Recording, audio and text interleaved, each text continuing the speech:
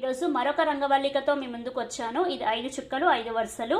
ఇక్కడ ఫస్ట్ 2 లైన్లు, లాస్ట్ 2 లైన్లు వదిలిపెట్టి మధ్యలో లైన్లో అటు 2 ఇటు 2 చుక్కలు వదిలిపెట్టి మధ్యలో ఇలా మనం సర్కిల్ చేయాలి. తర్వాత 4 సైడ్స్ ఇలా మనం ఓవల్ షేప్ అన్నది ఇవ్వాలి. ఇలా 4 సైడ్స్, తర్వాత ఇక్కడ కూడా, తర్వాత ఇక్కడ కూడా ఇలా ఇచ్చిన తర్వాత ఈ మిగిలిన చుక్కలు ఉంటాయి కదా, ఇలా మనం డ్రా చేయాలి. 2 ఇక్కడ కలపకూడదు, కింద ఇలా మనం డ్రా చేసి ఇలా వదిలిపెట్టాలి. తర్వాత ఈ కింద చుక్క ఏదైతే ఉందో ఈ చుక్క టచ్ కాకుండా ఇలా ఈ 2 లైన్స్ జాయిన్ చేయాలి. తర్వాత ఇక్కడ కూడా ఈ డాట్ అన్నది జాయిన్ కాకుండా, అంటే ఈ డాట్ అన్నది టచ్ కాకుండా ఈ 2 లైన్స్ జాయిన్ చేయాలి. తర్వాత ఇక్కడ కూడా ఈ డాట్ టచ్ చేయకుండా ఇలా ఈ 2 లైన్స్ జాయిన్ చేయాలి. ఇక్కడ కూడా అంతే.